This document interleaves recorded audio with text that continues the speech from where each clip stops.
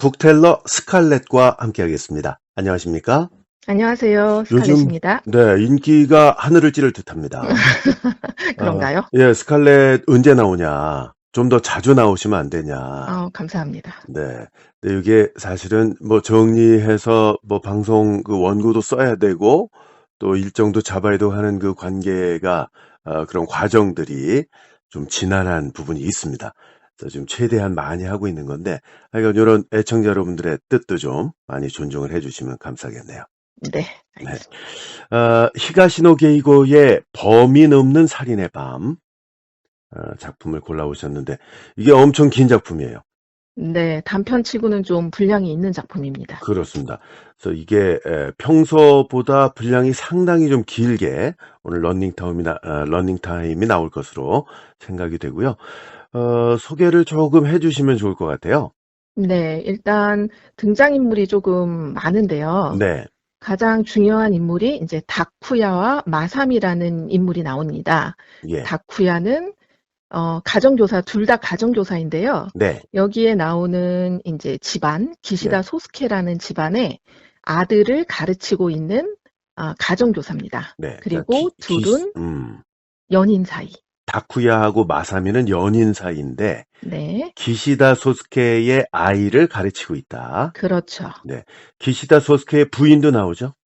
네, 도키의 부인이라고 네, 그 기시다 소스케 씨의 부인인데 네. 소스케 씨는 이제 부유한 건축가고요. 아, 그 건축가의 아내입니다. 네, 기시다 도키에인데 요 내용에서는 도키의 부인으로 나옵니다. 네. 예.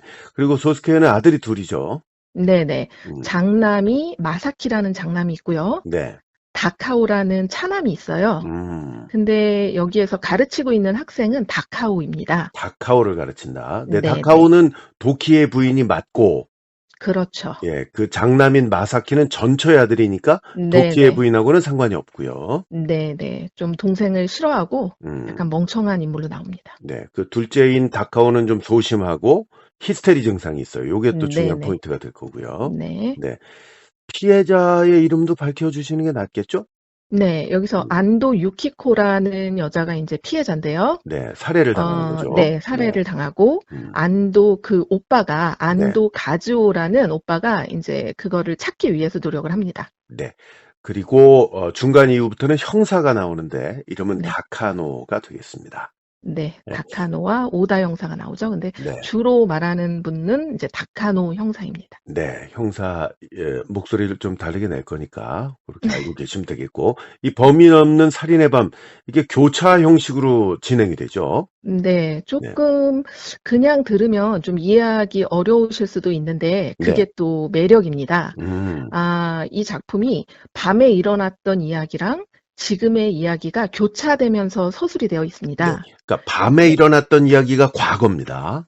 그렇죠. 네, 그리고 밤에 말하는 나, 즉 화자가 네, 지금 말하는 나와 다른 사람입니다. 음, 네. 그래서 인제 제가 요거를 좀 바꾸려고 하다가 네. 작가의 의도를 살리기 위해서 같은 방식으로 저랑 인제 원기범 아나운서랑 같이 밤의 이야기와 지금의 이야기를 교차해서 인제 말씀을 드릴 테니까 음. 잘 따라오시기 바랍니다. 네. 그러니까 쉽게 다시 한번 설명을 해드리면, 그동안은 그 스칼렛 그 북텔러가 줄거리를 해설을 해드리는 방식이었는데, 이번엔 화자가 돼서 네. 진술을 하는 거죠. 네네. 예, 그렇게 생각을 하시면 되겠습니다. 아마도 두 번째 들으실 때는 처음 들으실 때보다 더 이해도 쉽고 재미가 있으실 텐데요. 아마 좀 빠른 분들은 아마 한 번만 들어도 금방 이해하실 수 있을 겁니다. 요게 저희로서도 좀 새롭게 시도를 해보는 부분이라서요.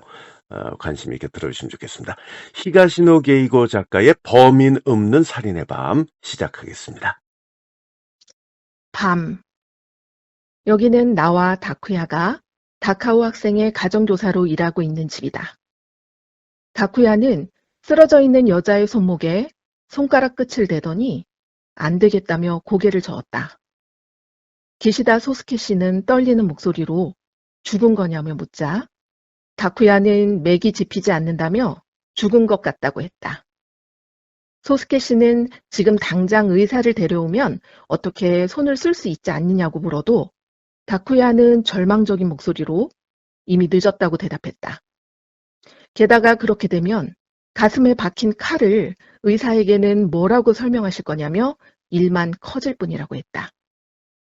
옆에 있던 도키의 부인이 남편 소스케 씨에게 이 일을 어떻게 하면 좋겠냐고 애원하던 말에도 남편은 묵묵부답이었다. 소스케뿐만 아니라 그 자리에 있는 다른 4명, 즉 부부의 아들 마사키와 다카오, 다카오의 가정교사인 다쿠야와 나도 그녀의 질문에는 대답하지 않았다. 숨막히는 침묵이 흐른 뒤 다쿠야가 시신의 얼굴을 덮으려고 손수건을 꺼내 펼쳤다. 이 방에 있는 이들 중에서 그가 가장 차분하다는 생각이 들었다.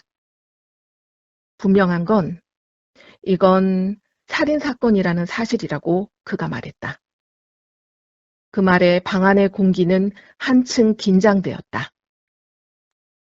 지금 나는 다카오의 가정교사 다쿠야다. 기시다 씨의 집에 가니까 안색이 변한 도키의 부인이 현관에 나타났다. 부인은 내 손을 잡더니 응접실로 끌고 간다. 그 힘이 제법 세서 당황했다. 응접실에는 먼저 찾아온 손님이 있었다. 아들 다카오와 그의 또 다른 가정교사인 마사미, 이렇게 2사람이다. 마사미가 영어를 가르치고 내가 수학과 물리를 가르치고 있다. 안으로 들어가자 마사미가 긴장한 눈으로 나를 보았고 다카오는 창백한 얼굴로 가느다란 목을 구부린 채 고개를 푹 숙이고 있었다. 원래 패기가 없는 남자아이인데 그날 밤 이후로 겁에 질려 있긴 했지만 오늘따라 더 이상하다. 도키의 부인이 난처한 일이 생겼다면서 내게 말했다. 둘은 이미 알고 있는 듯 했다. 내가 무슨 일이냐고 묻자 명함 하나를 내게 건넸다.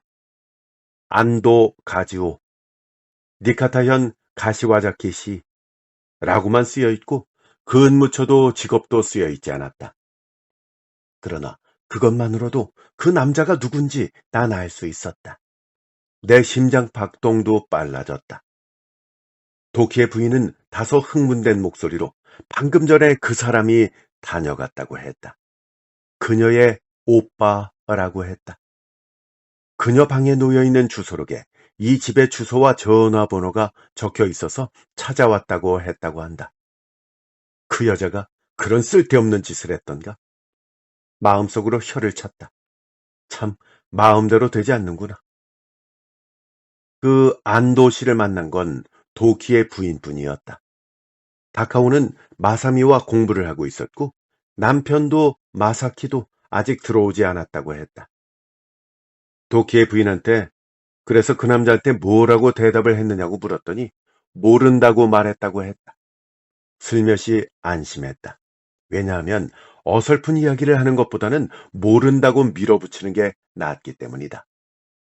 그래, 부인이 모른다고 했더니 그 안도 씨는 부군이나 아드님이라면 알고 있지 않겠느냐면서 오늘 밤 전화를 할 테니까 그 전에 물어봐 달라고 말했다고 한다.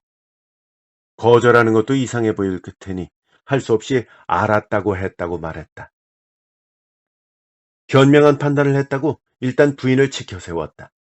아직은 상황이 그다지 나쁘지 않다. 그러나 순간 뇌리에 걱정과 두려움이 스쳤다. 나는 도키의 부인에게 지금 당장 남편한테 전화해서 만약 안도 씨에게 무슨 연락이 오더라도 그 자리에서 바로 답변하지 말라고 전해달라고 했다. 안도 씨가 여러 사람한테 연락을 할 경우에 서로 말이 맞지 않으면 의심을 할 때니까 말이다.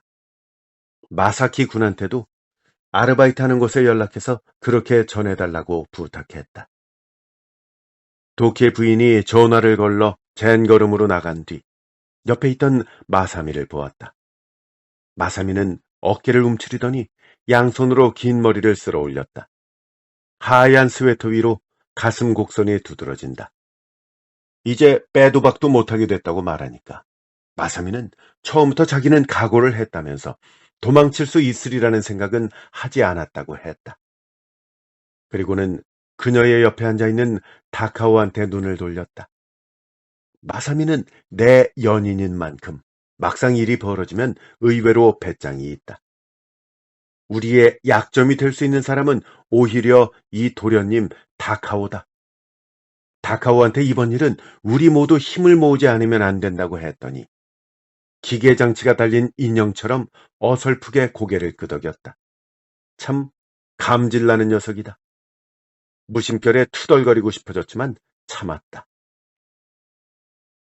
안도 씨는 동생의 주소록에 쓰여 있는 모든 사람에게 연락을 하고 있는 걸까? 라고 마사미가 불안한 듯이 물었다. 아마도 그럴 것이다.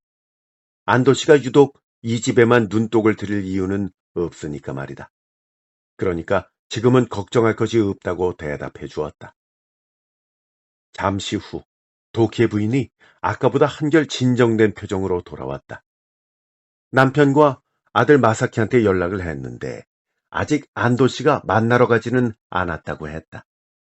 그럼 이제 안도 씨한테 전화가 걸려올 경우에 뭐라고 설명할 것인지에 대해서 우리끼리 먼저 이야기를 나눠보기로 했다. 안도 유키코라는 여자를 아무도 모른다 라고 발뺌하는 것으로는 되지 않을 것이다. 그녀의 주소록에 기시다라는 이름으로 적혀있는 이 집 주소에 대해서 설명이 되지 않는다면 오히려 문제가 될 수 있는 것이다. 마사미는 이 성만 적혀 있다면 기시다 집안의 누구와 안다고 해도 상관없지 않느냐고 밝은 목소리로 말했다. 기본적으로는 그렇지만 아주 잘 아는 사이는 곤란하다. 꼬치꼬치 물으면 성가시니까. 주소록에 연락처를 적어둘 정도의 사이로 하는 것이 바람직할 것이다. 안도 유키코가 자유기구가 지망생이었다고 하셨죠? 내가 이렇게 묻자 부인은 바로 고개를 끄덕였다. 그럼 부군을 취재하러 온 거라고 말하면 어떨까요? 기시다 쇼스케 씨는 일본에서도 손꼽히는 건축가다. 미래 주거에 대한 건축가의 견해를 듣고자 하는 일이 늘고 있으니까 안도 유키코도 그런 일로 알아보고 있었던 것으로 하자는 얘기였다. 하지만 그런 거짓말을 하면 나중에 더 힘들어지지 않을까요? 부인은 이렇게 말했다. 아니요. 이 거짓말은 대담한 편이 오히려 낫거든요. 이 진실에 거짓이 조금 섞여 있는 것은 절대 안 됩니다. 그 부분만 두드려져서 이 파탄을 일으키는 계기가 되거든요. 100%의 거짓은 그것이 거짓이라는 걸 좀처럼 증명할 수 없는 법이에요. 이따가 전화가 오면 안도 유키코 씨가 남편한테 취재를 요청한 모양이라고 해두세요. 뭐 상세한 얘기는 아직 남편이 들어오지 않아서 잘 모른다고 얼버무리시고요. 나의 이 말에 그녀는 순순히 수긍했다. 우리 이야기가 진전되었을 때 초인종이 울렸다. 마사키나 소스케 씨가 돌아온 모양이다. 부인이 자리에서 일어나자 키가 껑충한 다카오도 일어나서 따라 나갔다.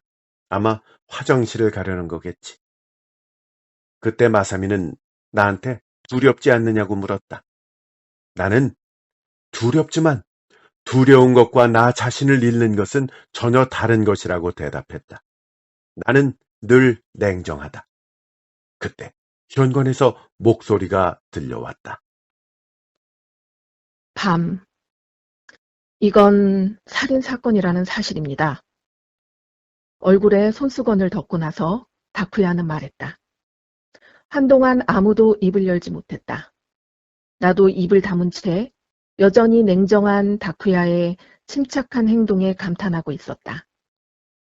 누구라도 죽은 여자의 얼굴을 들여다보고 싶지는 않은 법이다. 다쿠야가 경찰에 알려야 하지 않겠냐고 하자 소스케 씨가 그건 안 된다며 흥분하며 말했다. 살인범이 되면 인생은 엉망진창이 되고 만다고 했다. 가족들은 또 얼마나 수치스럽겠냐며 어떻게든 일이 표면화되는 것만은 막고 싶다고 했다.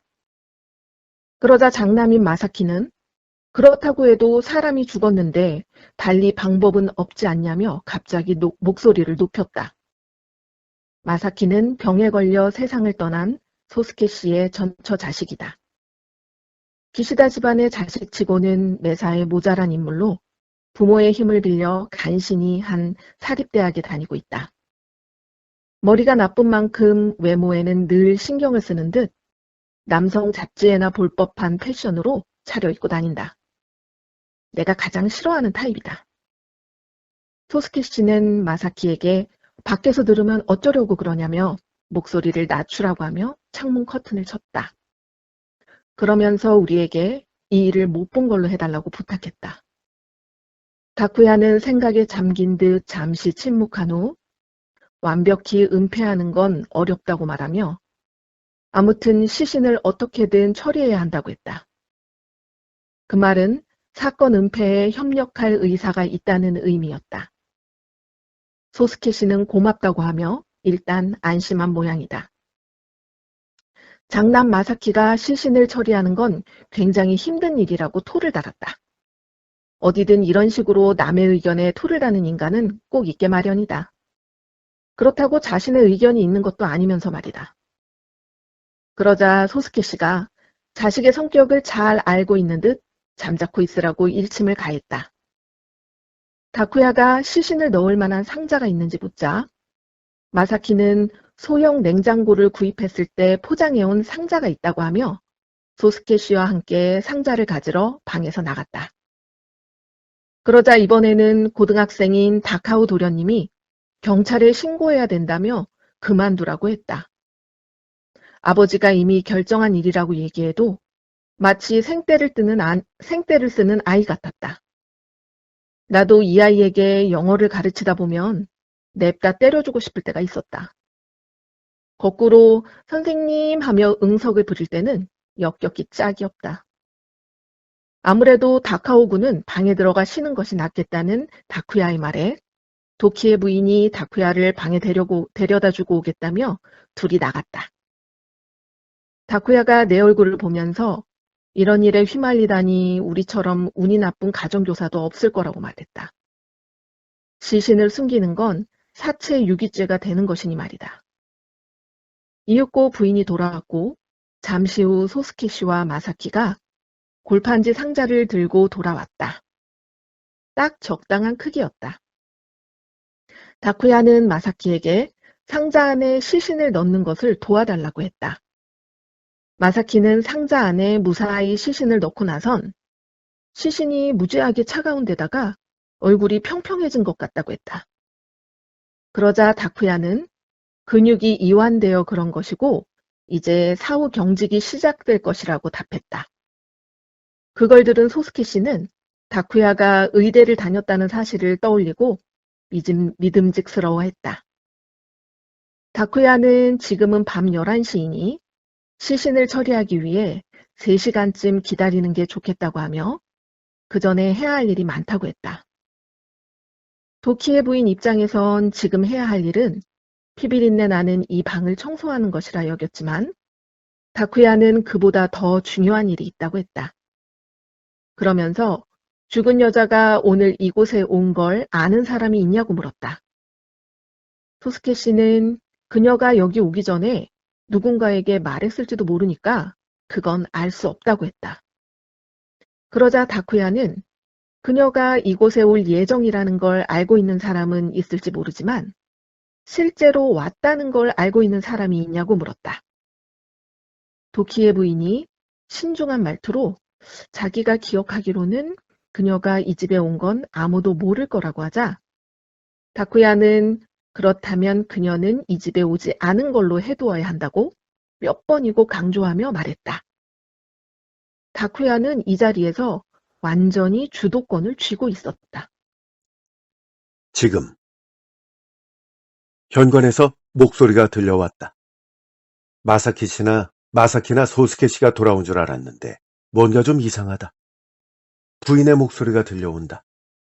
안도 유키코의 오빠라는 사람이 찾아온 모양이다. 전화를 걸겠다고 했었는데 말이다. 취재라고요? 그래서 유키코가 이곳에 왔었나요? 안도 유키코의 오빠가 이렇게 물었다. 글쎄요. 최근에는 남편을 찾아오는 손님이 많아서 생각이 잘 안 나네요. 남편에게 물어봐야 할 것 같아요. 그럼 부군께서는 들어오셨나요? 들어오셨다면 꼭 만나 뵙고 싶은데요. 안도가 느릿느릿하고 끈적끈적한 말투로 말했다. 이런 류의 남자는 쉬운 상대가 아니다. 쳇 하고는 혀를 찼다. 아니요, 아직 들어오지 않았어요. 오늘 밤에는 늦는다고 하셨는데요. 그렇습니까? 유감이네요. 그럼 다른 가족분들은요? 아들도 아직 아르바이트가 끝나지 않은 모양이에요. 꽤 늦네요. 안도가 그렇게 말했을 때 어딘가에서 문을 여는 소리가 들렸다. 젠장, 나도 모르게 입술이 일그러졌다. 다카오가 화장실에서 나온 것이다. 저 도련님은 아무래도 상황 판단력이 없는 모양이다. 저 아드님이 계시지 않습니까? 안도의 반가워하는 목소리가 들렸다. 멍청한 다카오는 보나마나 울음을 터뜨릴 듯한 얼굴로 우두커니 서 있을 것이다. 이 아이는 차남이고요. 아직 들어오지 않은 쪽은 장남이에요. 이 아이한테 아까 물어봤는데 안도 유키코라는 사람은 모른다고 그랬어요. 그렇습니까?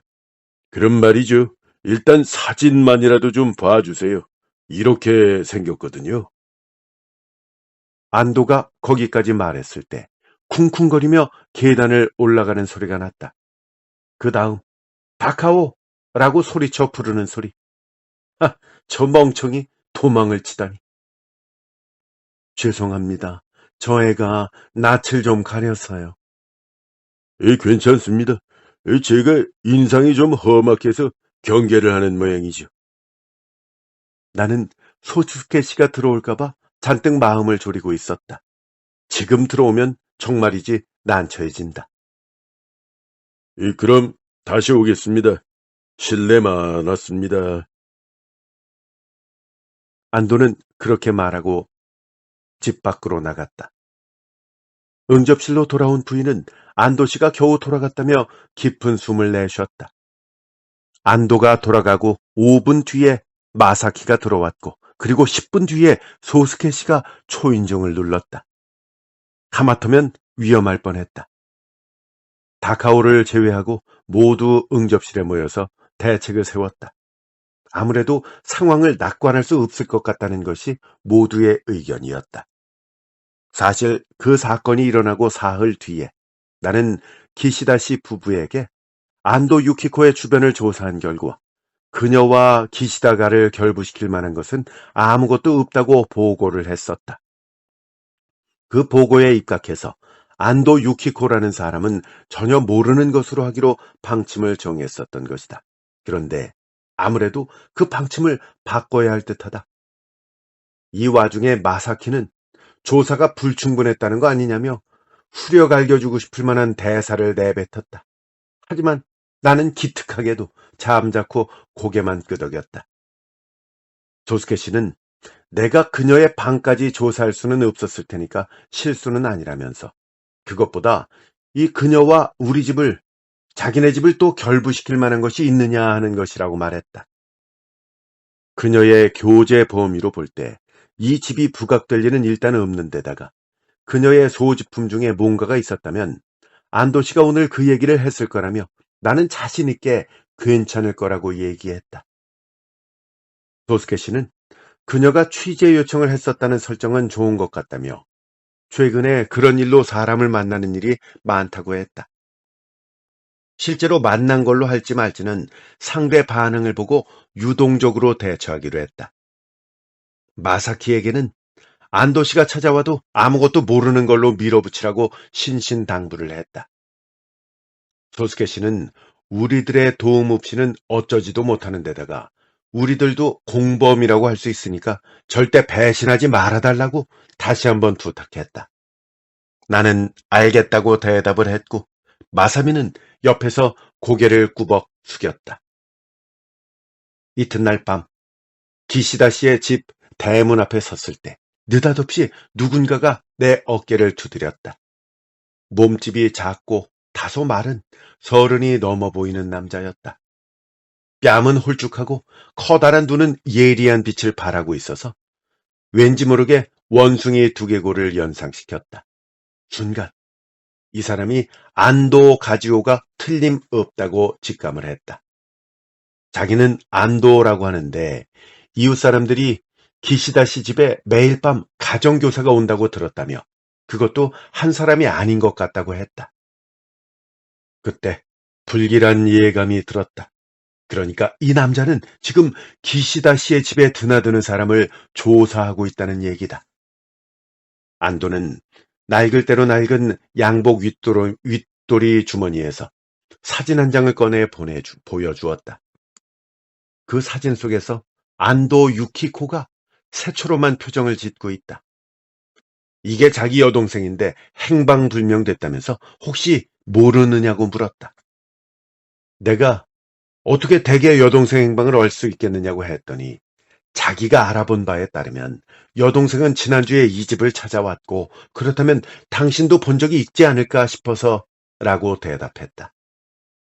지난주에 여기에 왔다니 그건 누구한테 들은 거냐고 물었더니 누구든 무슨 상관이냐며 누군가가 그런 말을 했다면 이상한 거냐며 나를 빤히 올려다보았다.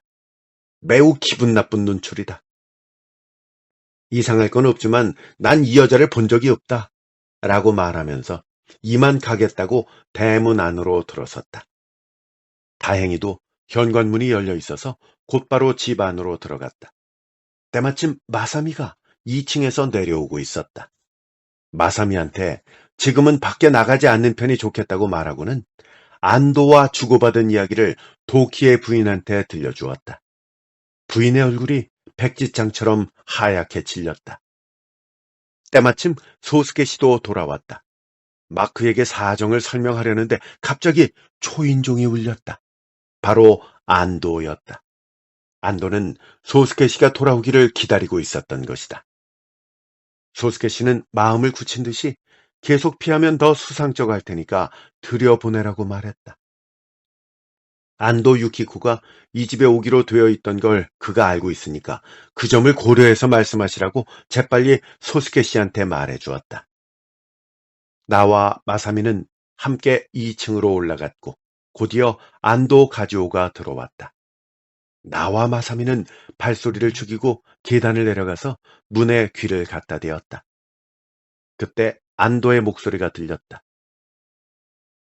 여동생은 5년 전에 집을 나간 뒤래 이 좀처럼 고향집에 오는 일이 없었어요. 그래서 지난번에 살피러 왔는데 며칠이 지나도 들어오질 않는 거예요. 여행을 갔나 싶었지만 방안을 살펴보니까 그런 것 같지도 않았어요. 그래서 걱정이 돼서 지금 여기저기 찾아다니고 있는 겁니다. 지금까지 알게 된 걸 정리해보면 지난주 월요일 밤에 여동생 옆집에 사는 직장 여성이 이 여동생이 어디 갔다 오는 걸 봤다고 합니다. 하지만 거의 모르는 사이여서 얘기를 나누지는 않았다고 하더군요. 그 여자가 지금 상황에서는 마지막으로 여동생을 본 사람인 듯해요. 그리고 신문이 현관 앞에 산더미처럼 쌓여 있었어요. 날짜를 보니까 지난주 수요일 조간부터 쌓여 있더군요. 그러니까 수요일 아침에 이미 여동생은 집에 없었다는 얘기가 되죠. 화요일에 어딘가에 갔다가 돌아오질 않은 겁니다. 뭐 하긴 예전에도 이런 일이 있기는 했지만 이번에는 너무 길지 않나 싶어서 말이에요. 안도는 이렇게 말했다. 잠시 침묵이 흘렀다. 소스케 씨는 담배를 피우고 있고 안도는 그런 그를 바라보고 있는지도 모른다. 제 여동생이 취재를 부탁드렸다는 이야기를 들었는데 말이죠. 그러자 소스케 씨는 네, 그랬지요. 만나셨나요? 아니요, 그게 말입니다. 소스케 씨는 기침을 했다. 부자연스러운 연기다. 저 만나기로 하기는 했습니다만요. 아직 구체적으로 날짜를 정한 건 아니었거든요. 그건 좀 이상하네요. 여동생 책상 위에 메모가 있었거든요. 지난주 화요일에 댁으로 찾아뵐 예정이었던 것 같은데 그게 취재 건이 아니었을까요? 메모라고? 그럴 리가 없다. 하마터면 난 이렇게 소리를 낼 뻔했다. 마사미와 눈이 마주쳤다. 그녀도 믿을 수 없다는 얼굴이다. 소스케 씨는 그런 것이 있었나요? 그럼 어쩌면 그건지도 모르겠네요. 뭐 인터뷰 날짜가 언제가 좋겠냐고 묻길래 화요일이면 좋겠다고 그런 말을 한 것 같아요. 뭐 물론 정식으로 약속을 한 건 아닙니다. 당황했지만 소스케 씨는 딱 잘라 말했다. 한순간에 대화가 끊겼다. 그럼 마지막으로 한 가지만 더 여쭙겠습니다. 지난주 화요일에 댁에는 누가 계셨나요? 지난주 화요일에 우리 집에 누가 있었냐고요? 그런 걸 왜 묻는 거죠? 아니요, 뭐 별 뜻은 없는데요. 그러니까 사모님하고 사장님하고 그리고 아들과 가정교사가 있었지요. 그러셨군요. 아드님은 두 분이고 선생님도 두 분이시죠? 이 남자 선생님과 여자 선생님. 네, 맞습니다. 그러시군요. 이거 정말 신뢰가 많았습니다. 소파가 움직이는 소리가 났다. 안도가 일어난 모양이다. 나와 마사미는 얼른 문에서 떨어져서 잽싸게 2층으로 뛰어 올라갔다. 안도가 떠난 다음 소스케 씨한테 유키코가 오지 않았다고 주장한 건 현명한 판단이라고 했다. 소스케 씨는 메모가 있단 말을 듣고 놀랐다고 했다. 그리고 이 집을 눈여겨보고 있다는 사실을 알고는 부인도 낙담한 얼굴이다. 하지만 나는 아직 비관하기엔 이르다고 말했다. 마사미도 내 옆에서 맞장구를 쳤다. 아직 아무 일도 일어나지 않았고 여자 한 명이 행방불명되었을 뿐이라고. 귀신이 발견되지 않는 한 이 상황은 바뀌지 않을 거라고 했다. 나도 같은 생각이다. 밤. 추리소설을 조금만 읽어봐도 알 수 있는 일이지만 시신을 처리하는 일은 결코 쉬운 일이 아니다. 크게 나누면 대략 4가지 방법이 있다. 땅속에 묻는다, 물속으로 가라앉힌다, 소각한다, 약품으로 용해한다. 대충 이렇다. 다쿠야는 땅속에 묻는 방법을 추천했다. 물속에 가라앉힐 경우 물의 흐름에 따라 떠오를 우려가 있고 태워도 뼈는 남을 테니 말이다. 소스케 씨가 다쿠야에게 어디에 묻으면 좋겠냐며 너무 가까운 곳은 피하고 싶다고 했다. 다쿠야는 만에 하나 발각될 경우에도 이 집 사람들이 의심받지 않도록 당연히 집 근처는 피할 거라고 했다. 사이타마현까지 가서 어딘가 인적이 없는 산골짜기를 찾아보자고 했다. 그리고 골판지를 운반하는 건 이 집에 있는 스테이션 wä건을 썼으면 좋겠다고 했다. 소스케 씨도 동의했다. 둘은 새벽 2시가 되면 상자를 싣기로 했다. 손목시계를 보니 오전 1시가 조금 지나 있었다. 지금. 요 며칠 따뜻한 날이 이어졌지만 어제부터 비가 내리기 시작했다. 양동이로 들이붓는 것 같은 비가 오늘 아침에도 여전히 퍼붓고 있다. 겨울에 이런 비가 내리다니 희한하다. 마사미는 베란다 쪽 유리문 앞에 서서 물끄러미 밖을 보고 있었다. 뭘 보고 있는 거야? 남자 셔츠를 걸치고 있을 뿐인 마사미의 등을 향해 말을 걸었다. 여전히 나는 침대에 파묻혀 있다. 석유 스토브를 켰지만 아직도 실내 온도는 싸늘하다. 쇠퇴한 거리. 그다지 쇠퇴했다는 생각은 들지 않는데 이 부근의 단독주택 시세가 얼만지 알고나 하는 소리야? 그런 얘기가 아니야. 비에 젖으면 말이야. 많은 것이 본 모습을 드러내거든. 사실은 모두가 풍요로운 건 아니라는 생각이 들어. 나는 상반신을 일으켜 머리맡에 있는 담뱃갑과 라이터를 집어들었다. 어느새 라디오가 켜져 있고 클래식 음악이 흐르고 있다. 마사미가 내 쪽으로 휙 돌아섰다. 있잖아. 우리 외국에서 살자. 가난한 나라에서 비참하게 하루하루를 보내는 건 딱 질색이야. 마사미, 신문 좀 가져다 주지 않을래? 내가 이렇게 말하자 그녀는 예쁘게 빠진 다리를 자랑스레 내보이며 현관으로 가서 신문을 들고 돌아와 내 앞에 내려놓았다. 돈이 있었으면 좋겠어.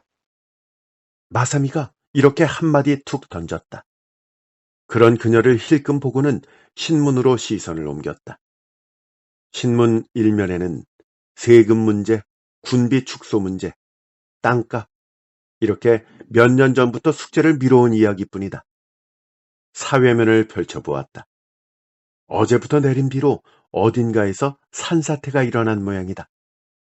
스포츠면으로 넘기려는 순간 작은 기사가 눈에 들어왔다. 진흙탕 속 시체 사이타마라는 제목이었다. 어제 저녁 사이타마 현에서 사이클링을 하던 직장인이 급작스러운 폭우로 숲속으로 굴러떨어졌다. 부상을 입지는 않았지만 자전거를 끌어올리려던 그 직장인은 프레임 부분에 뭔가가 휘감겨 있는 것을 발견했다. 자세히 보니까 사람의 머리카락인 듯 했고 그것은 땅 위로 나와 있는 상태였다. 관할 경찰서에서 그곳을 파보니까 10대 후반에서 30세 사이에 여성 시신이 발견되었다. 얼굴과 양손가락이 일그러져 있고 예리한 칼로 가슴을 찔린 흔적이 있다. 왜 그래? 무슨 기사인데? 신문을 그녀의 눈앞에 내밀고 문제 기사를 손가락으로 가리켰다. 순간 그녀의 안색이 변했다. 여긴 그 장소잖아. 맞아. 우리가 시체를 묻은 장소야. 그렇다고 해도 이렇게 빨리 발각되다니. 어떡할 거야? 기시다 집에 전화를 좀 해서 그 집에 경찰이 와 있느냐고 좀 물어봐. 만약 오지 않았다면 지금 내가 간다고 좀 전해주고. 나는 이렇게 대답해 주었다. 안도 가지오. 죽은 여자의 오빠라는 사람은 지난 일주일 동안 모습을 보이지 않았었다. 의욕을 품고는 있지만 추궁할 만한 실마리를 찾지 못했다는 이야기일 수도 있다. 기시다 씨 부부에게는 일단 안심해도 될 것 같다고 이야기를 했었다. 그런데 이제 안도 유키코의 시신이 발견되었다. 우리가 가장 두려워하던 일이 터진 것이다. 밤. 숨이 막힐 것 같은 시간이 지나고 마침내 결행의 순간이 다가왔다. 다쿠야와 마사키와 소스케 씨, 이렇게 세 사람이 골판지 상자를 차에 실었다. 기시다 씨 부부와 다카오는 집에 남기로 했다. 소스케 씨는 땅을 팔 때 하나라도 손이 많은 게 낫지 않겠냐며 같이 가겠다고 했지만 이런 일은 소수 인원으로 하는 편이 눈길도 끌지 않고 안전하다고 했다. 첫째인 마사키도 잘난 척하는 말투로 우리에게 맡기라고 했다. 시신 처리라는 어려운 작업에 함께하는 것으로 부모가 자기를 다시 봐주기를 바라는 속셈일 것이다.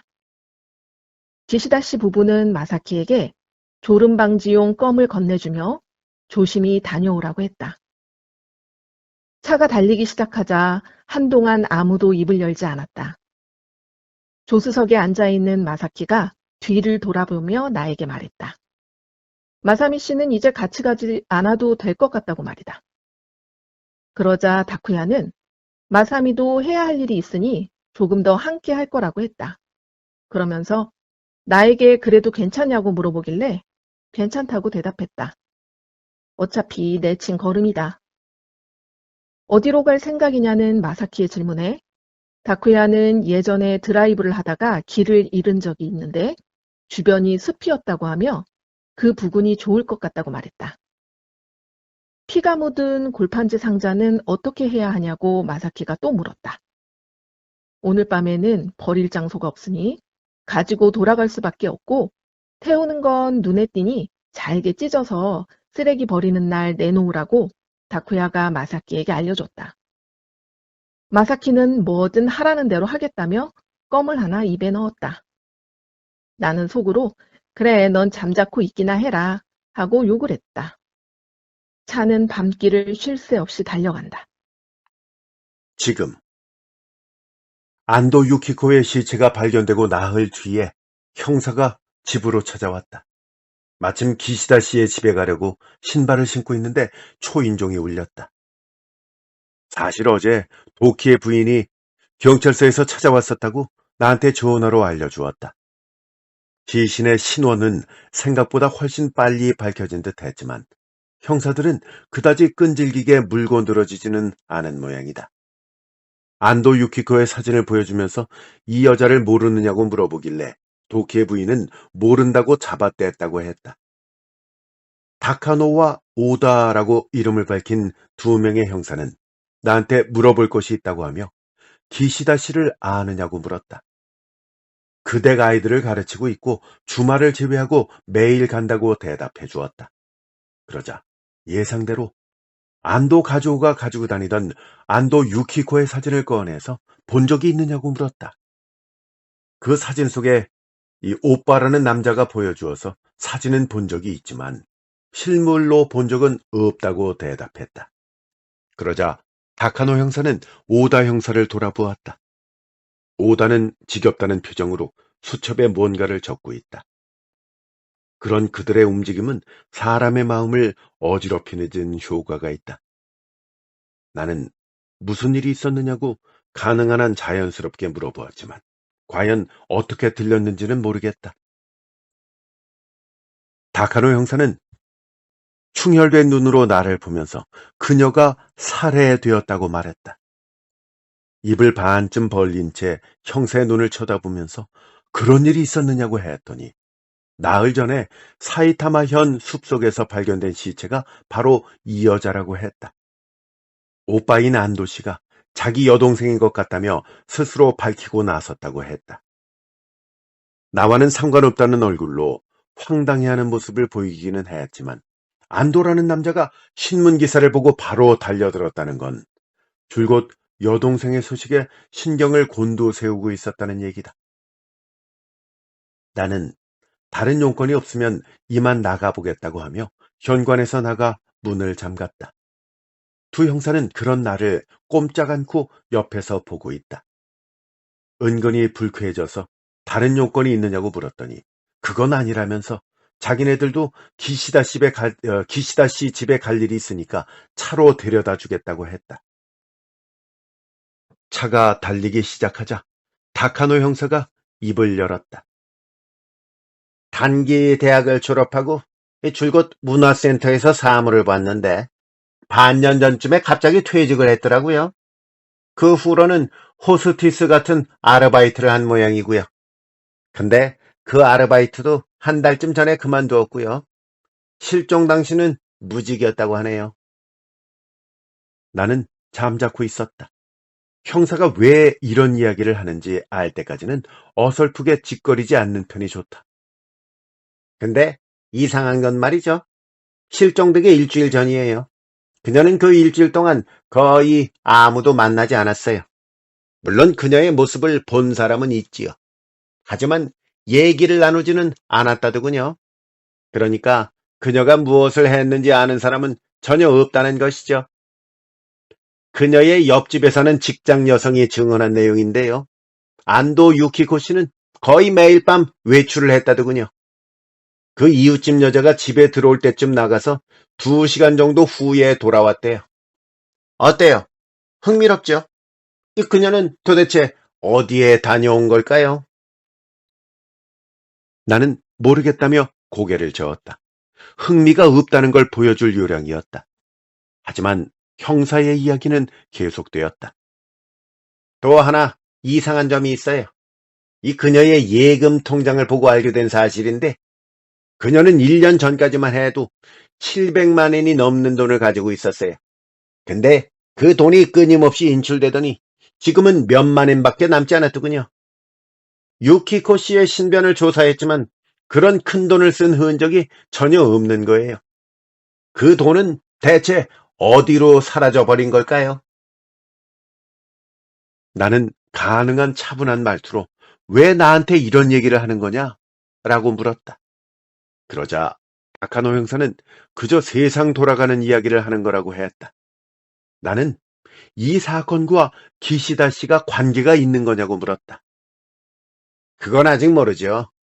안도 가조 씨한테 여동생이 사귀던 사람에 대해서 뭔가 짚히는 게 있느냐고 물었거든요. 이 처음에는 없다고 해두군요. 그때 눈치가 좀 이상해서 그의 행동을 감시했었어요. 근데 어제 일찍 어딘가로 나가는 거예요. 그래서 미행을 해보았죠. 그랬더니 기시다 소스케 씨의 건축 사무실로 가더군요. 그 자리에서 불러세워 신문을 했는데 무척 당황한 모습이었어요. 이렇게 말한 다카노는 내 얼굴을 뚫어져라 쳐다보며 내 반응을 살폈다. 나는 애써 무표정을 가장했다. 안도 유키코 씨는 기시다 소스케 씨와 만나기로 약속을 했던 모양이더군요. 하지만 안도 씨 말에 따르면 만나기로 한 그날부터 유키코 씨는 행방불명이 되었대요. 우리가 기시다 씨한테 집착하는 이유를 이제 아시겠죠? 나는 그 질문에 대답하지 않고 일단 창밖으로 눈길을 돌린 다음 안도 씨는 왜 처음부터 기시다 씨 얘기를 하지 않은 건지를 물었다. 그거요? 이 상대가 유명한 사람이라 이름을 올리기가 거북했다고 하더군요. 글쎄요, 그 사람도 어딘가 좀 이상하긴 하지요. 형사의 말투에 뭔가 의미가 담겨 있었다. 경찰은 어느 정도까지 알아낸 걸까? 그에 따라 이쪽의 대응 방법을 바꿔야 할지도 모른다. 최악의 경우에는 거기까지 생각을 펼쳤다. 이윽고 차가 기시다 씨 집 앞에 도착하자 차를 파출소에 세우고 오겠다며 오다 형사는 나와 다카노 형사를 내려주었다. 떠나가는 차를 보자 그들의 용건이 단시간에 끝날 일이 아니라는 불길한 예감이 들었다. 이건 등대꽃이네요. 옆에 서 있던 다카노 형사가 느닷없이 말했다. 형사는 기시다 씨의 집에 산 울타리를 만지더니 그 잎을 한 장 뜯었다. 산 울타리는 좋지만 블록담은 별로 좋지 않아요. 지진이 발생하면 흉기가 되기도 하거든요. 이 도쿄도에서는 그래서 산 울타리를 권장하는 곳이 많을 거예요. 나는 이 형사가 왜 이런 얘기를 꺼내는지 짐작조차 할 수 없었다. 초인종을 누르자 도키의 부인이 문을 열어주었다. 내 뒤에 형사를 보고는 어이없다는 표정을 지었다. 마침 그때 초인종 소리를 들었는지 마사미와 다카오도 2층에서 내려왔다. 마사미는 돌아갈 준비를 하고 있었다. 나는 다카오를 데리고 그대로 계단을 올라가려고 했다. 죄송하지만 이 공부는 좀 뒤로 미뤘으면 하는데요. 그리고 마사미 선생님도 같이 계셨으면 좋겠습니다. 혹시 늦어지면 저희가 댁까지 모셔다 드릴게요. 여러분께 드릴 말씀이 있거든요. 아주 중요한 이야기입니다. 밤. 다쿠야가 운전하는 스테이션 외건은 주 도로를 벗어나 어두운 쪽으로 나아가고 있었다. 차체가 덜거덕 흔들린다. 비포장길인 것 같다. 주변의 어둠에 압도되었는지 마사키가 이제 그만 가도 되지 않냐고 말했다. 이 부근이라면 시체를 묻는데 전혀 손색이 없을 것 같다고 했다. 내 생각도 그렇다. 다쿠야는 말없이 계속 차를 운전했다. 민가의 불빛은 거의 보이지 않는다. 어디를 어떻게 달리고 있는지 나로서는 전혀 알 길이 없었다. 다쿠야는 지금은 어두워서 잘 모르겠지만 이 부근은 택지화가 진행되고 있어서 언제 불도저로 파헤칠지 알 수 없는 곳이라고 했다. 이런 곳에 묻었다는 걸 건축가인 기시다 씨가 알면 아마 다시 묻으러 가자고 할지도 모른다고 했다. 그걸 들은 마사키는 감탄한 듯 몇 번이나 고개를 끄덕였다. 그로부터 10분쯤 달린 후에야 스테이션 외건은 멈춰 섰다. 차 한 대가 간신히 지나갈 수 있는 좁은 산길이다. 양쪽으로 숲이 눈앞에 다가와 있다. 다쿠야와 마사키가 차에서 내린 후 나도 따라 내렸다. 내릴 때 앞자리에서 껌을 하나 집어 입에 넣었다. 민트 향이 입속에 퍼졌다. 달빛이 비추고 있었기 때문에 밖은 의외로 밝았다. 시체를 묻는 데는 빨라도 2시간, 자칫 잘못하면 새벽녘이 될 수도 있다고 했다. 지금 응접실에 전원이 모였다. 아니, 모여야 했다. 기시다 씨 부부와 2 아들, 그리고 마사미와 내가 소파에 앉았다. 다카노 형사는 창가에 서 있었다. 사실을 말씀해 주셨으면 좋겠어요. 그날 안도 유키코 씨가 이곳에 왔었죠? 그렇죠? 나는 엉겁결에 형사 얼굴을 쳐다보았다. 그 말투가 너무나 자신감에 차 있었기 때문이다. 눈이 마주친 순간 그가 웃은 것 같다. 기시다 씨, 이 기시다 씨는 안도 씨한테 이렇게 말씀을 하셨죠. 유키코 씨와 만날 약속은 했지만 실제로는 만나지 않았다. 그건 사실입니까? 기시다 씨는 사실이라고 한마디로 잘라서 대답을 했지만 무릎 위에 놓인 꽉 움켜진 2 주먹은 내가 보아도 부자연스러웠다. 그리고 저 도키의 부인, 부인은 안도 유키코 씨 같은 사람은 모른다고 하셨죠. 지금도 그 말씀에는 변함이 없습니까? 부인도 변함없다고 대답했다. 그 목소리는 비장하기까지 했다. 모두 다 고상하고 마음이 약한 사람들 뿐이다. 어느 연극 하나 마음에 들지 않는다. 다카노 형사는 양복 안주머니에서 작은 비닐봉지를 꺼내며 말했다. 시신의 얼굴과 손가락은 일그러진 상태였어요. 아마도 신원이 밝혀지는 것을 우려한 탓이겠지만 이왕이면 몸에 착용하고 있는 것도 모두 벗기는 게 나았을지도 모르겠어요. 피해자는 구두를 신고 있었는데 이게 그 안에 들어있더군요. 네, 잎사귀입니다. 발견된 장소가 장소이니만큼 잎사귀가 1~2개 들어있다고 해서 이상할 건 없겠죠. 근데 말이에요. 나무 종류를 조사해보니까 그냥 넘어갈 수가 없겠더군요. 잎사귀라고? 난 숨을 들이켰다. 잎의 정체를 알았기 때문이다. 그래서 형사가 아까 그런 말을. 이건 말이죠. 등대꽃이에요. 등대꽃. 마치 마술의 트릭을 공개하듯이 말하더니 모두의 반응을 기다린다.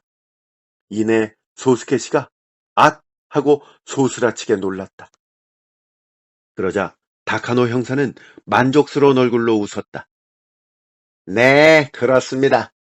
이 댁의 산 울타리에도 있는 바로 그 등대꽃이에요. 지난번에 여기 왔을 때 잎사귀 하나를 가져가서 알아보니까 똑같은 환경에서 자랐을 가능성이 높다고 하더군요. 물론 등대꽃이야 어디에든 있습니다만 이렇게 조건이 갖춰지면 우연이라고 하기는 좀 그렇지 않겠어요? 묵직한 침묵이 엄습해온다. 도대체 어디서부터 일이 틀어지기 시작한 걸까? 다카노는 비닐봉지를 주머니에 넣었더니 이번에는 작은 종이 2장을 꺼냈다.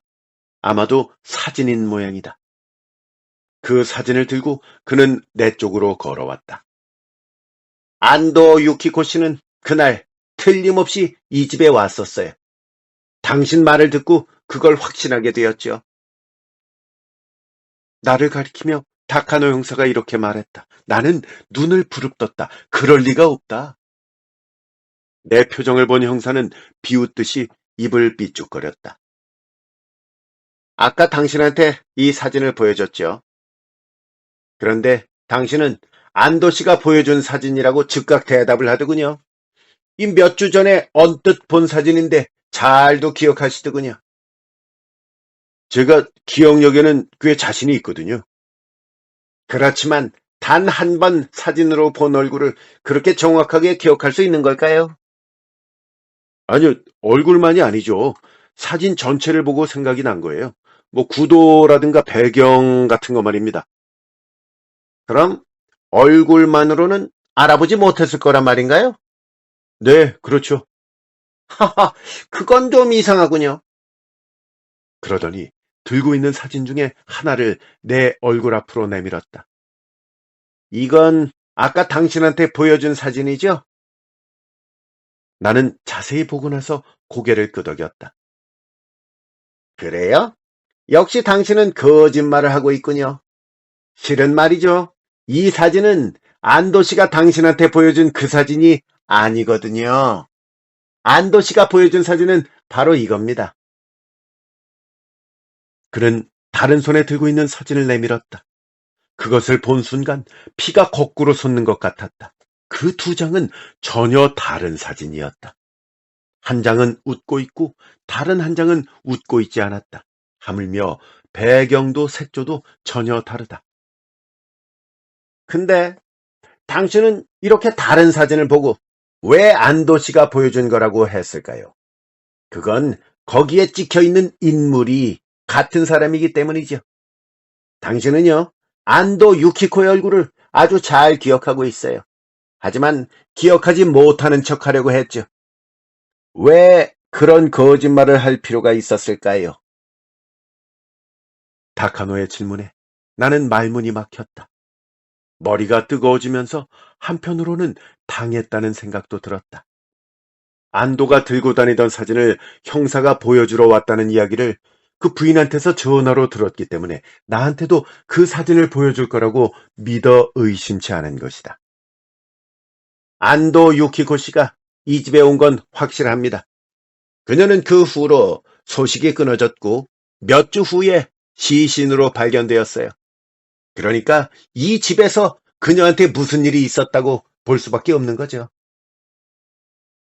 다카노 형사는 말을 끊고 누군가가 입을 열기를 기다렸지만 모두 굳게 입을 다물고 있었다. 이 루미놀 반응이라는 것이 있습니다. 루미놀 용액을 과산화수소수와 섞어서 혈액에 적용을 하면 촉매 작용으로 빛을 발하는 거죠. 혈액 식별이 어려운 경우나 넓은 현장에서 혈흔을 조사할 때 쓰는 방법이죠. 이 방법을 쓰면 10,000에서 20,000 배로 희색한 혈액이라도 검출이 가능합니다. 이를테면 수세미로 문질러 닦은 경우에도 혈흔을 찾아낼 수 있다는 얘기입니다. 뭐 여기저기서 많이 들어보셨죠? 루미놀 반응. 이 얘기를 듣자 다들 소름이 끼치는 모양이었다. 그런 반응을 느낀 듯이 다카노 형사는 말을 이어갔다. 아시겠습니까? 저희가 마음만 먹는다면 이 집에 어느 방에서 살인이 일어났는지도 가려낼 수 있다는 말이에요. 이 말은 최후의 일격으로 유효했다. 침묵을 깨고 누군가가 오열을 터뜨렸던 것이다. 바로 도키의 부인이었다. 저예요. 제가 그 사람을 죽였어요. 깜짝 놀라서 그녀를 보았다. 소스케 씨와 두 아들도 놀란 듯 했다. 그런 상황을 다카노 형사가 알아차리지 못할 리가 없다. 진상은 곧 밝혀질 겁니다. 부인의 진술, 그리고 여러분의 이야기를 조합하면 이 죄를 뒤집어 쓴 사람을 체포할 만큼 저희가 어리석지는 않거든요. 곧 진상은 밝혀집니다. 그리고 다카노 형사는 오다 형사한테 눈짓을 보냈다. 오다 형사가 부인을 데리고 방에서 나가려 했다. 그 순간 본물이 터지듯이 벼랑간 울음을 터뜨린 사람이 있었다. 볼 것도 없다. 바로 다카오다. 저예요. 제가 그랬어요. 다카오는 테이블에 엎드려 울부짖었다. 고뇌에 찬 소스케 씨의 표정은 진실이라는 걸 말해주는 듯했다. 다카오, 너 무슨 말을 하는 거니? 이렇게 소리치는 부인을 오다가 말렸다. 그러자 다카노 형사가 네가 안도 유키코를 죽였구나? 저 죽일 생각은 없었어요. 옆에 있는 마사미를 돌아보았다. 마사미도 나를 보고 있었다. 최악이군, 최악이야. 서로의 눈은 그렇게 말하고 있었다. 다카오가 체포된 다음 날 저녁 무렵 오다 형사가 찾아와서 정식 조서를 써야 하니까 경찰서로 와달라고 했다. 다른 사람들의 조사는 거의 끝났고 증언은 일치한다고 했다. 경찰서에 도착하자마자 조사실로 데려갔다. 좁고 냄새나는 방이다. 5분쯤 기다리니까 타카노 형사가 나타났다. 이 사건의 발단은 실로 하찮은 일인 모양이더군요. 하찮은 일로 안도 유키코와 기시다 다카오는 말다툼을 벌였다. 그러다가 다카오는 유키코 씨를 힘껏 밀쳤다. 유키코 씨는 옆에 있는 사이드 테이블로 쓰러졌는데 마침 테이블 위에 과일과 칼이 든 과일 그릇이 있었고 운이 나쁘게도 그 칼에 가슴을 찔렸다. 그녀의 가슴에서 피가 솟구치는 걸 보고 다카오는 비명을 질렀고 그 소리를 듣고 모두가 달려왔다. 네, 그런 이야기였죠. 하지만 저는 비명 소리를 듣고 달려간 것이기 때문에 그것이 진실인지 아닌지 저로서는 알 길이 없어요.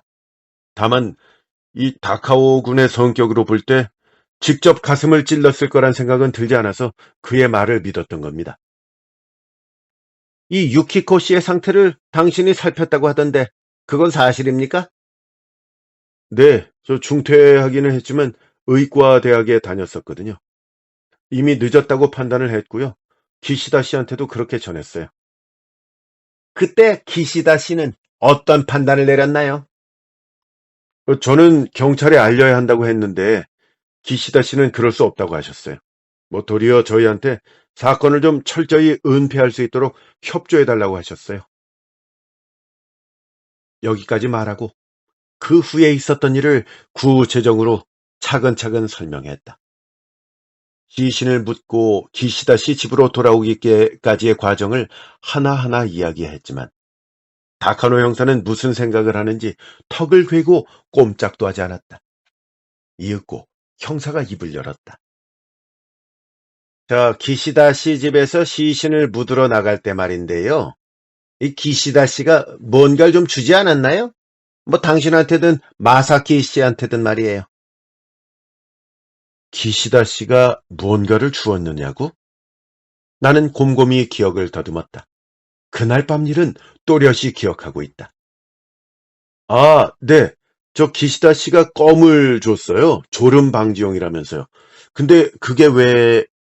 아니요. 그저 단순한 확인일 뿐입니다. 근데 안도 가지오 씨 말인데요. 이 여동생의 주소록을 보고 기시다 씨를 알게 되었다는 둥, 메모가 있었다는 둥, 그런 말을 하는데 말이죠. 나중에 보니까 그 주소록도 메모도 가지고 있지 않은 거예요. 그래서 추궁을 해보았죠. 근데 뜻밖의 자백을 하더군요. 네? 안도 가지오 씨가 자백을 했다고요? 가지오 씨는 때때로 동생 유키코 씨와 연락을 주고받은 모양이에요. 그러다가 어느 날 유키코 씨한테 묘한 이야기를 들었다고 하더군요. 얘기인즉슨 건축가 기시다 쇼스케 씨한테 이 돈을 뜯어낼 수 있을지도 모른다는 거였어요.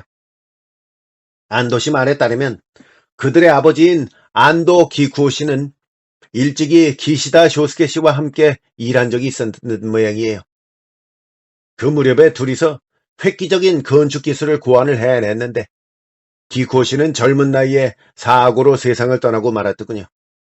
몇 년이 지나서 기시다 씨는 그 기술을 바탕으로 명성을 얻었는데 안도 씨 집의 일은 까마득히 잊었나 보아요.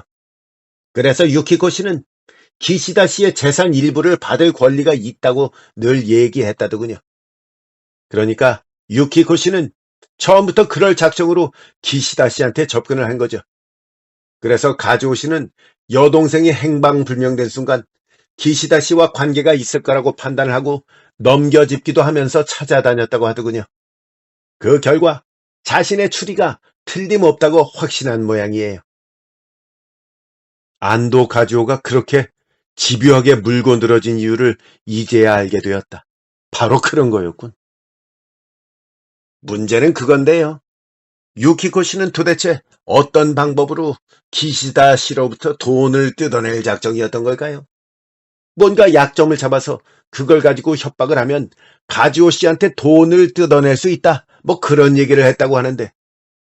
근데 그 약점이라는 게 대체 무엇이었을까요? 나는 대답하지 않았다. 내가 대답할 수 있을 리 없다는 걸 태도로 보여주고 있는 것이다. 그러자 다카노 형사가 어떻게 생각하느냐고 또 물었다. 저야 알 길이 없죠. 근데 그건 이번 사건과 직접적인 관계가 없지 않나요? 뭐 이미 다카오 군이 자백한 대로 사고라고밖에 할 수 없잖아요. 과연 그럴까요? 만약에 유키코 씨가 살아있다면 기시다 씨를 협박할 만한 약점을 갖고 있지 않을까 하는 거죠. 아니 무슨 말 같지도 않은 소리를 하세요? 살해된 사람이 유키코 씨잖아요. 그러니까요. 만약 그때 죽지 않았다면 죽은 척하고 있었을 뿐이라면 어떨까요? 아니 무슨 근거로 그런 말씀을 하시는지. 네, 껌입니다. 껌. 실은요, 시신의 식도에 껌이 걸려 있었어요. 근데 다카오 군한테 물어봐도 유키코 씨가 껌을 씹는 건 보지 못했다고 하더군요.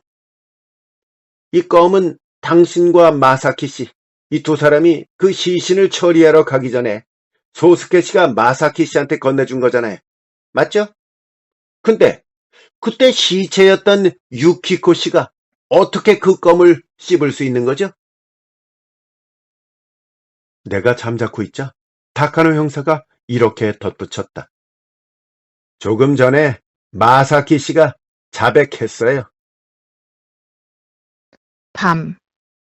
공기는 차가웠다. 한껏 들이마시니 머릿속까지 차가운 공기가 스며드는 것 같았다. 크게 기지개를 켰다. 차 안에서 나오긴 했지만 그 전까지 줄곧 골판지 상자 안에 있었던 것이다. 어쨌거나 일이 잘 끝났다. 다쿠야에게 처음 이 계획을 들었을 때는 비현실적이라는 생각이 들었다. 잘 될 리 없다고 생각했다. 하지만 다쿠야의 강한 설득에 말려들어 결국 해내고 말았다. 야기 마사미라는 이름으로 다쿠야와 함께 기시다 씨 집에서 가정교사로 일하기 시작한 건 일주일 전이었다.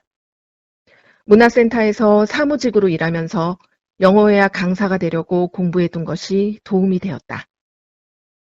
일주일째인 오늘 미리 계획해둔 대로 실행에 옮겼다. 기시다 씨 집에 가기 전에 과도와 사과를 샀다. 수업이 끝나면 같이 먹자는 말에 다카오는 아이처럼 좋아했다. 수업이 끝나고 다카오에게 사과를 깎으라고 했다. 그는 예상한 대로 싫다고 했고 사과도 깎을 줄 몰랐다. 사과 껍질로 시작해서 온갖 트집을 잡아 그를 비웃고 매도했다. 다카오에게 히스테릭한 면이 있다는 건 처음부터 알고 있었기 때문에 그의 반응은 내가 분석한 그대로였다. 이내 얼굴이 새빨개지더니 욕구불만인 원숭이처럼 소리를 지르며 날뛰었다. 순간 냅다 밀쳐진 신용을 하면서 옆에 있는 테이블로 쓰러졌다. 거기에는 사과와 과도가 놓여 있었다. 내 속옷과 가슴 사이에는 작은 발포 스티로폼 상자가 들어 있었다. 그 상자 안에는 100cc 정도의 피를 넣은 비닐봉지가 들어있다. 피는 물론 내 피다. 오늘 다쿠야가 뺐다. 다쿠야는 의대에 다닌 터라 주사기를 다루는데 익숙했다. 다카오가 소리를 지르고 때맞춰 다쿠야가 달려왔다. 아무도 내게 다가오지 못하게 하면서 실로 기막히게 모두를 덫에 빠뜨렸다. 그러고는 계획한 대로 마사키와 셋이서 집을 나섰다. 마사키도 멍청이 아들치고는 연기를 잘했다. 이제 한동안 상황을 살피다가 익명으로 기시다 소스케 씨를 협박하는 일만 남았다. 기시다는 우리 아버지의 공적을 가로채 부자가 됐으니 내가 그의 돈을 받는 건 당연한 일이다. 돈이 들어오면 가주 오빠에게도 뭔가 사줘야지. 지금 바에서 유키코와 처음 만난 것은 그녀가 문화센터에서 사무직으로 일할 때였다. 당시 나는 학원에서 일을 하기는 했지만 수입이 시원치 않아서 시시껄렁한 하루하루를 보내고 있었다. 내게는 가와이 마사미라는 연인이 있었지만 재미삼아 유키코와 사귄 것이다. 그런데 유키코는 나한테 푹 빠져들었다. 뜻밖에도 그녀는 통장에 제법 많은 돈이 있었는데 나를 위해서라면 아낌없이 돈을 썼다. 이윽고 통장이 바닥나자 호스티스 아르바이트를 시작했다. 나를 위해 돈을 벌 생각이었던 모양이다. 죽이기는 아까운 기특한 여자였다. 하지만 그녀가 임신을 해서 자꾸 결혼하자고 졸라대고 또 헤어지자고 하니까 동반 자살을 강요할 만큼 살기가 느껴졌다. 어떻게든 손을 써야 한다고 생각할 즈음에 유키코에게 기시다 소스케에 대한 이야기를 들었다. 어떻게든 약점을 잡고 싶으니까 도와달라고 부탁했다. 조금 전에 얘기한 대로 임신을 해서 자꾸 결혼하자고 졸라대고 내가 헤어지자고 하니까 동반 자살을 강요할 만큼 살기가 느껴질 그럴 즈음의 일이었다. 약점을 잡고 싶다던 그녀의 말에 내가 거절하지 못하고 이런저런 조사를 하던 중에 흥미로운 사실을 알게 되었다. 그중 하나는 다카오에 관한 일이다. 그 부모는 공부하며 기대를 걸고 있지만 어느 가정교사도 오래가지를 못했다. 병적인 히스테리가 있어서 열등감을 자극하면 이성을 잃고 흥분하기 때문이었다. 그 즈음에도 그 집에서는 가정교사를 구하고 있었다. 이 다카오의 형인 마사키도 매우 흥미로웠다. 소스케 씨의 전처 아들인데 구제불능한 멍청이다. 이복 형제인 다카오를 이유 없이 무척 싫어한다. 그 사실을 알고 나는 바로 이거다 라는 생각이 들었다. 그래서 다카오를 살인범으로 만들어서 돈을 뜯어낸다는 계획을 세웠던 것이다. 여기에는 마사키의 협력이 필요하기 때문에 나는 자연스럽게 그에게 접근해서 계획을 설명했다. 녀석은 내 제안에 솔깃해했다. 동생을 함정에 빠뜨린다는 것도 그랬지만 강탈한 돈을 반반씩 나누자는 말에 더 구미가 당긴 모양이다. 지 아버지 돈인데도 말이다. 그렇지만 유키코는 물론이고 마사키한테도 진짜 계획은 말하지 않았다. 그 이야기를 한 건 바로 진짜 마사미뿐이다. 나와 유키코는 따로따로 기시다 씨 집을 방문해서 수학과 영어 가정교사로 채용되었다. 유키코는 나중에 살아있다는 것을 기시다 사람들이 알게 해서는 안 되기 때문에 야기 마사미라는 가명을 쓰게 했다. 이름에다가 내 진짜 연인 이름을 붙이다니 쓴웃음이 나왔지만 아무렴 어떻냐 하는 생각이 들었다. 우리끼리 있을 때도 마삼이라고 부르면서 습관을 들였다. 계획은 순조롭게 진행되었다. 마지막 순간에 나만 알고 있는 계획으로 진행을 했다. 놀란 건 마사키였다. 마사키한테는 이러는 편이 완벽하다고 말했다. 어차피 다카오가 저지른 소행이 되는 것이다. 우리와는 상관이 전혀 없다고 했다.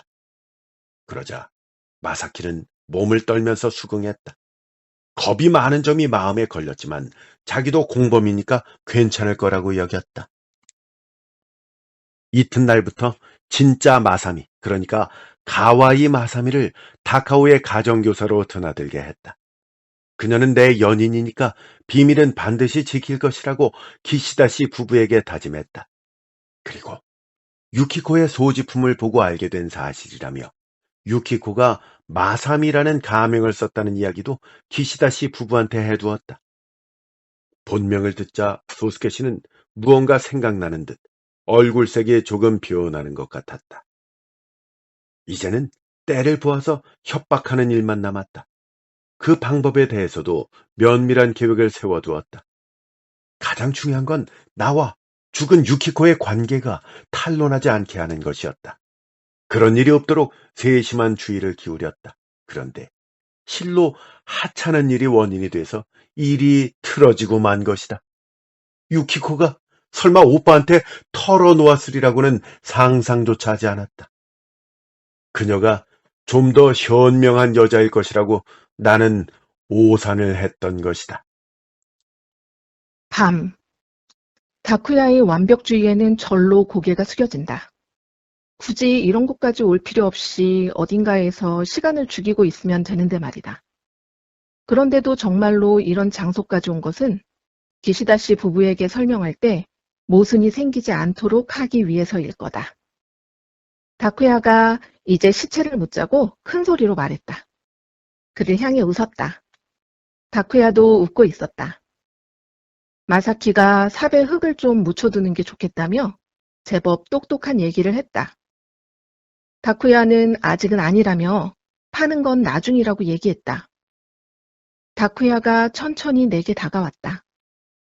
키스를 해주려나? 순간 그렇게 생각했다. 그는 오른손에 무언가를 들고 있었다. 무엇일까? 게다가 파다니. 뭘 판다는 것일까? 그의 얼굴에서 갑자기 웃음이 사라졌다. 왜 웃지 않는 건데? 왜 칼을 들고 있는데? 그리고 충격의 순간 나는 놀라서 껌을 삼키고 말았다. 히가시노 게이고 작가의 범인 없는 살인의 밤. 이렇게 끝이 나는 거죠. 네, 끝났습니다. 자, 혹시라도 지금 여기 끝까지 다 들으셨는데 이해가 안 되신 분들이 계실 거예요. 그런 분들은 여기까지만 듣고 다시 한번 들어보시길 추천드리고요. 네, 이해를 하신 분들은 더 들으셔도 됩니다. 저희가 네네. 설명을 좀 드릴 거거든요, 지금부터. 엄청 재밌네요. 네, 저도 무척 재밌게 읽었습니다. 저 3번 읽었거든요. 3번 읽으셨죠? 처음에 이해가 안 가서 네. 2번 읽고 3번 읽었는데 읽을 네. 때마다 그냥 스쳐 지나갔던 문장들이 다 들어오죠. 이래서 이런 문장을 썼구나라는 네. 게 이제 느껴지니까 더 재밌더라고요. 그러니까 히가시노 게이고가 그냥 히가시노 게이고가 아니구나. 네, 있었을 거고요. 맞습니다.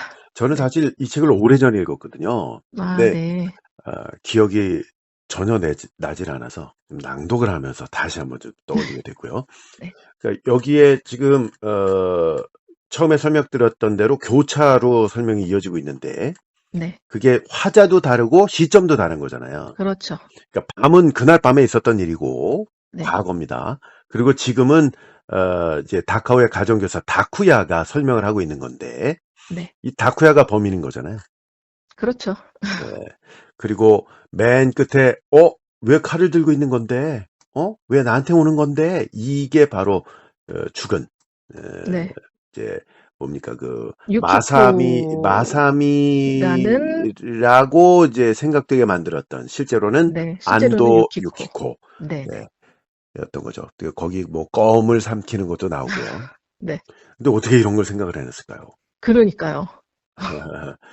그리고 저 뭡니까 등대꽃이라고 나오던가요? 등대꽃. 네네네네. 또 사진, 그 사진을 보고 근데 음, 사람이 진짜 그렇잖아요. 맞아요. 얼굴을 알고 네, 있으면 그 사람일 거라고 이제 그 사진이 똑같은 사진일 거라고 생각을 하는데 그게 이제 부인이 형사가 그 사진을 보여주더라라는 얘기를 들었기 때문에 그렇게 그렇죠. 편견이 생겨버린 거죠. 그거를 간파하고 이제 네, 사진을 바꿔서 보여준 거죠. 그렇습니다.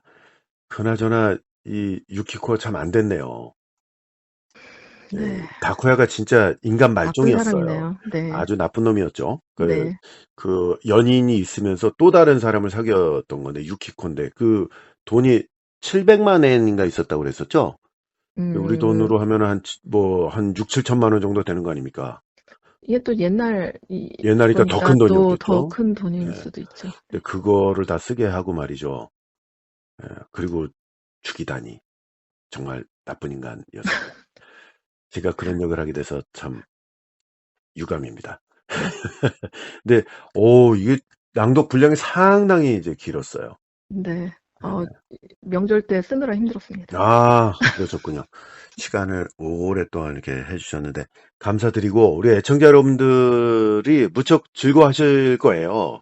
이렇게 어, 애를 써주셔서. 네, 잘 들어주셨으면 좋겠고, 네, 첫 번째 듣고 조금 이해가 부족하다 안 싶으면 되셨다면 다시 들으시면 더 네, 좋을 네, 거다라고 확신합니다. 네.